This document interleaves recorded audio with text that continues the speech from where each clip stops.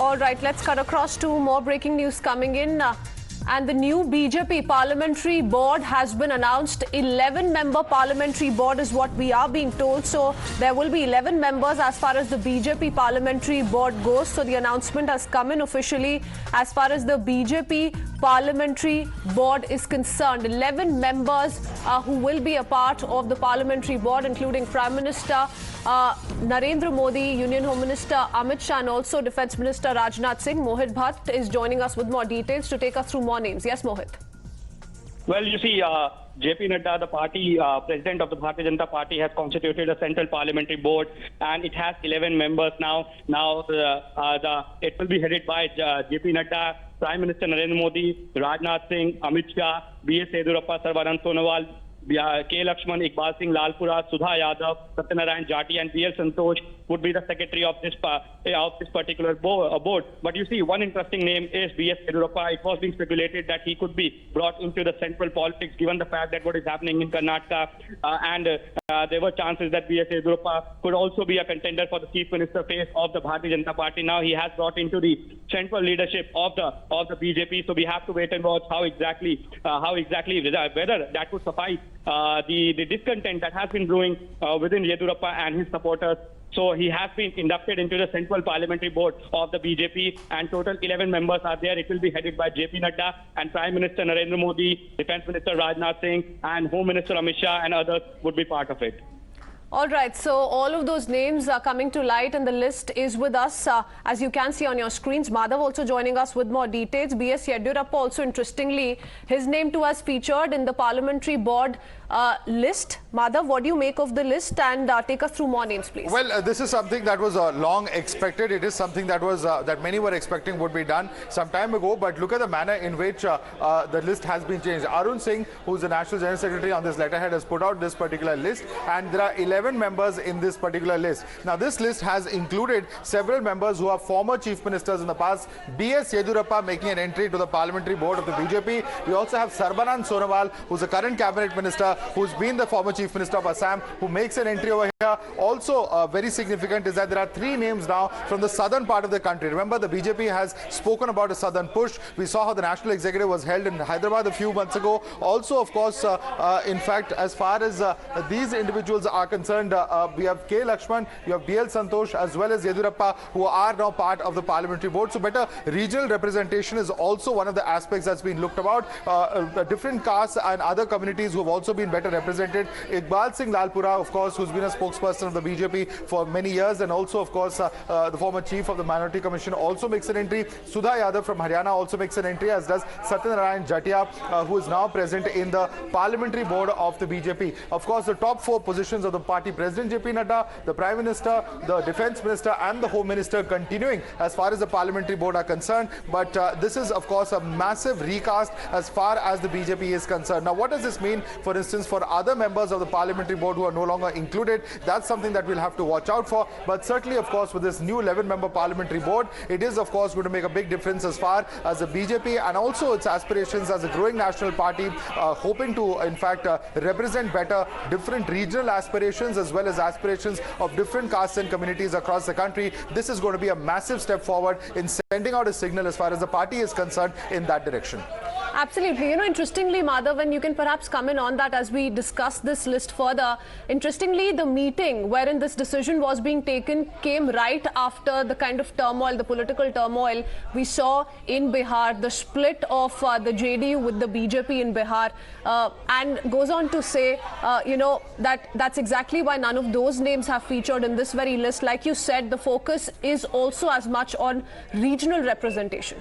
Well, absolutely. And in fact, I think, you know, connecting the two will perhaps be a little premature at this point of time. Yes, that is the one big political development that has taken place. But it is not just about any one particular state. Remember that the BJP is a national party which has massive national aspirations.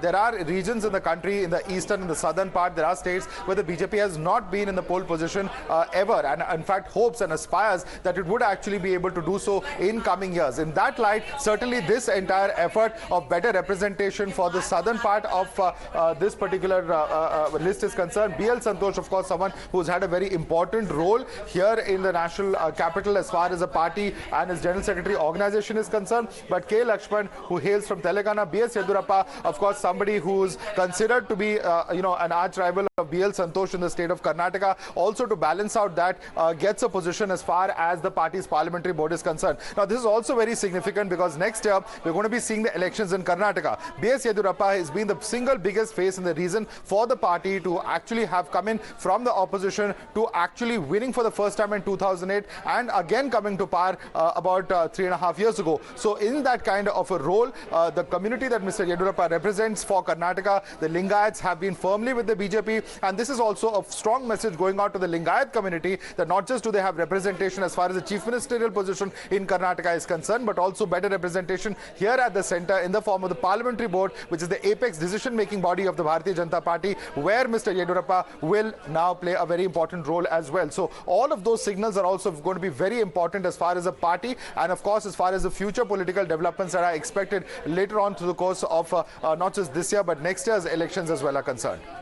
What's very interesting is that Nitin, Gadkari, Shivraj Singh Chouhan, they have been dropped from the parliamentary board. The reasons behind that? Well, that's something that we will have to certainly get more clarity on. Why? Because Mr. Gadkari, of course, continues to be in the cabinet at this point of time. He has been a former president of the BJP, and in that light, certainly, of course, his not being part of the parliamentary board, of course, is certainly something that does seem to be a little out of the ordinary. What the reasons are that are given by the party, certainly we don't know. Perhaps they can throw better light on that. Shivraj Singh Chouhan, also somebody who has been a multiple-term chief minister in the state of Madhya Pradesh, also of course seen as one of the tallest leaders of the party in terms of the national profile of the various chief ministers is concerned. Also being dropped is certainly an issue of concern as well, or an issue of certainly where the BJP should be able to explain what its concerns or reasons were for doing that as well. But at this point of time, certainly those are in fact some of the names of the people that you mentioned who have been dropped, but perhaps it is for better representation. The BJP will always be able to come out and say that they wanted to broad base the areas from where people are coming into the parliamentary board. They wanted to bring better representation for different castes, communities and regions of India, where in fact we are seeing a representation for women, for instance, over here with the entry of Sudha Yadav, who hails from Haryana. Now remember that in the past, the only other woman member that we've seen in the recent past was Sushma Swaraj. After her demise, there has been no female member in the parliamentary board. So at least in terms of better representation of women, at least that is another step that the BJP could perhaps talk about. No official word coming in yet as to what the reasons are. Perhaps the party will be able to brief and make us understand what was the thought process behind this. But this is a move that was not completely unexpected in terms of the recast of the parliamentary board. It is something that perhaps has been in the works for a very long time, and after a well-considered decision now, the BJP coming out and making public really the new parliamentary board being recast with 11 members who represent, of course, not just different states, but also, of course, different regions and different aspirations and communities, which the BJP hopes will be better represented perhaps through this parliamentary board. Well, absolutely. In fact, at the top of 2 p.m., we are getting you this big story of how BJP's parliamentary board panel has now been reconstituted, and now Madhav has been giving us a lowdown of the reasons and the new faces and so on and so forth. So at the top of the hour, Madhav, request you for all the viewers who are joining us to read out the complete list and explain to us which one of them are the new entrants and the possibilities as to why. Well, the last name on the list is BL Santosh, General Secretary Organization of the BJP. He and the top 5 names are those who continue, whether it is JP Nadda, the President, whether it is Narendra Modi, the Prime Minister, whether it is Rajnath Singh, the Defence Minister, or Amit Shah, who is the Home Minister of the country. But the entrants are, of course, those who are below that. In between that, you have BS Yediyurappa, the former Chief Minister of Karnataka, someone who they believe has been very instrumental in bringing the BJP to power in the state of Karnataka for the very first time in 2008, and yet once again played an instrumental role in bringing the BJP to power, and the current regime to power.